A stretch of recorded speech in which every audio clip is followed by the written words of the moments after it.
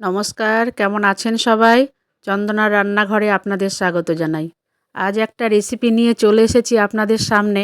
আজকে রান্না করব আলু, মূলো, বেগুন, শিম দিয়ে একটা চচ্চড়ি বানাবো।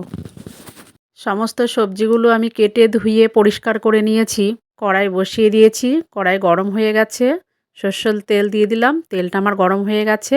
এবার আমি সবজিগুলো দিয়ে দেব। সবজিগুলো আমি খুব ভালো করে নেড়েচেড়ে ভেজে নেব।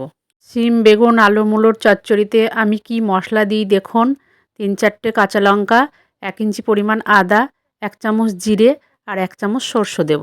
অল্প একটু জল দিয়ে এটা আমি পেস্ট করে নেব। মশলা রেডি করতে করতে দেখুন আমার সবজিটা কষানো হয়ে গেছে। এরকম শীতের সবজি, এরকম চচ্চড়ি তরকারি আমার বাড়িতে তো খুব পছন্দ করে। আপনাদের কেমন লাগে অবশ্যই জানাবেন। দেখুন আমার সবজিটা কষানো হয়ে গেছে। এবার পেস্ট করা মশলাটা দিয়ে দেব। আবারও আমি খুব ভালো করে নাড়িয়ে চাড়িয়ে কষিয়ে নেব যতক্ষণ না মশলার কাঁচা গন্ধটা যায়। মশলা দেওয়ার পরে কষানো হয়ে গেছে। এবার আমি গরম জল দিয়ে দেবো। আমি প্রত্যেকটা তরকারিতেই গরম জল দিই। গরম জল দিলে তরকারির টেস্ট দ্বিগুণ বেড়ে যায়। আবারও খুব ভালো করে নাড়িয়ে চাড়িয়ে দেব।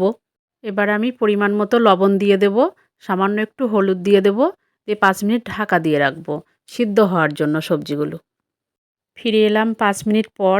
দেখুন আমার সবজিগুলো সিদ্ধ হয়ে গেছে। এবার আমি নামিয়ে নেব। আবারও কড়াইটা পরিষ্কার করে বসিয়ে দিলাম। কড়াইয়ে সরষের তেল দিয়ে দিলাম।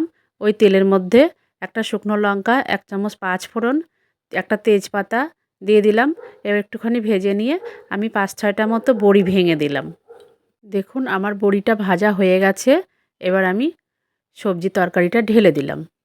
এইরকম চচ্চড়ি তরকারিতে বড়ি ভেঙে সম্বরা করে রান্না করলে খুব ভালো লাগে। আবারও খুব ভালো করে নাড়িয়ে চাড়িয়ে একটু ফুটিয়ে নেব। আপনারা আমার মতো করে এইভাবেই শিম, বেগুন, আলু, মূলো একসঙ্গে চচ্চড়ি করে রান্না করে খেয়ে দেখবেন। গরম গরম ভাতের সঙ্গে বা রুটির সঙ্গে খুব ভালো লাগবে। আমার রেসিপিটা যদি ভালো লাগে লাইক, শেয়ার, সাবস্ক্রাইব করে পাশে থাকবেন।